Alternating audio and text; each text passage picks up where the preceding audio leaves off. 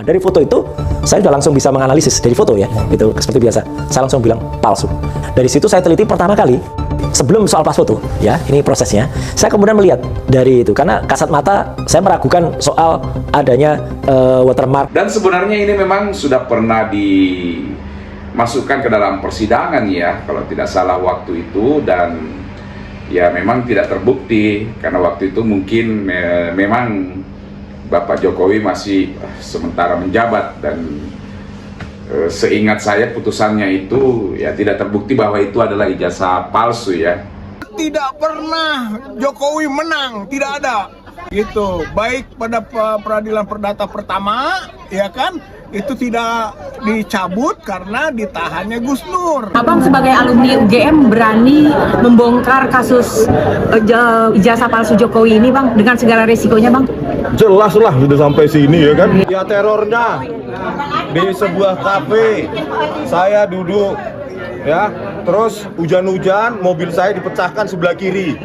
Seorang yang bisa menjadi presiden, lolos verifikasi dokumen data, itu bisa menjadi presiden dengan ijazah palsu seperti ini. Kalau ini benar ya, sekali lagi saya katakan kalau ini benar. Nah, di situ pasti akan melibatkan berbagai macam institusi. Yang pertama adalah institusi kampusnya itu sendiri, dalam hal ini KPU yang melakukan verifikasi, dan mungkin juga partai. Ya, dan harusnya kan UGM terikat pada Undang-Undang Transparansi Informasi Publik. Harusnya. Kenapa? UGM itu dibayar oleh pajak rakyat. Ya, UGM bukan dimiliki oleh Bu Rektor Ova Emilia. Dan beliau kemarin sempat menyampaikan akan melaporkan pihak-pihak yang mencoba mengulik soal ijazah palsu. Tanggapannya gimana, Pak Rismon? Begini, analisa saya berdasarkan bukti yang saya pegang. Saya datang sendiri ke perpustakaan Kehutanan UGM, saya analisa fontnya, saya analisa cetakannya. Di mana saya bohongnya? Di mana saya berita bohongnya? Dia yang berita bohong, mengatakan saya bohong. Justru pengacara itu yang mengatakan bohong, pencemaran nama baik itu. Tetapi bagi saya sendiri pribadi, begitu banyak atau masih banyak hal-hal penting yang perlu dipikirkan oleh bangsa ini, yang perlu dihadapi oleh negeri ini, dan ada baiknya lebih berfokus kepada hal tersebut.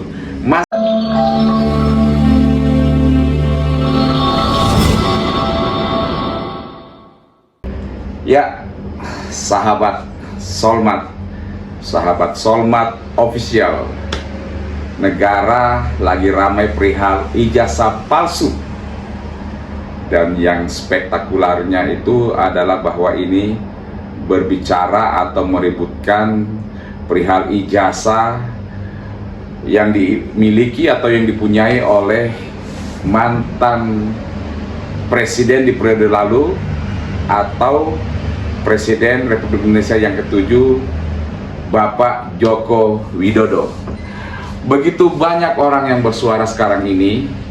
Ada Rismon Sianipar, ada yang ahli IT, wakil rektor masyarakat, dan semua meyakini bahwa ijazah daripada Bapak Presiden Republik Indonesia yang ke-7 atau Bapak Jokowi ini adalah palsu ya. Bahkan yang ahli IT ini sudah menyatakan bahwa ini dijamin bukan fotonya dan lain sebagainya yang mengungkapkan fakta. Dan sebenarnya ini memang sudah pernah dimasukkan ke dalam persidangan ya, kalau tidak salah waktu itu, dan ya memang tidak terbukti karena waktu itu mungkin memang Bapak Jokowi masih sementara menjabat, dan seingat saya putusannya itu ya tidak terbukti bahwa itu adalah ijazah palsu ya. Akan tetapi teman-teman, kalau memang benar ini adalah ijazah palsu, ini luar biasa fenomena ini gitu. Karena kenapa seorang yang bisa menjadi presiden, lolos verifikasi dokumen data, itu bisa menjadi presiden dengan ijazah palsu seperti ini. Kalau ini benar ya, sekali lagi saya katakan kalau ini benar. Nah, di situ pasti akan melibatkan berbagai macam institusi. Yang pertama adalah institusi kampusnya itu sendiri, dalam hal ini KPU yang melakukan verifikasi, dan mungkin juga partai, ya, dan lain-lain sebagainya.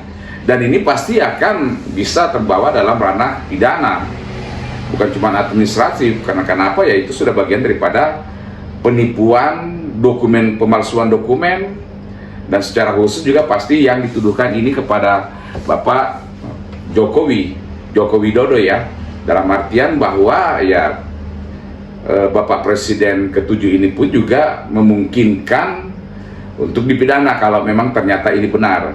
Memang kita sangat susah untuk mengatakan bahwa itu palsu apa tidak, dan itu pasti pembuktiannya nanti adanya di pengadilan yang mungkin harus melalui forensik, pembuktian secara teknologi, secara digital, ya, itu memang harus dilakukan.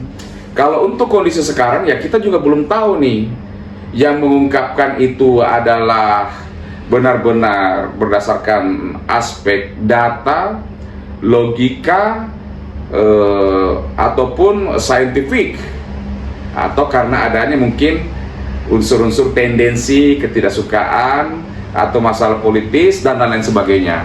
Dan kalau ini memang masuk ke persidangan, ini akan menjadi seru.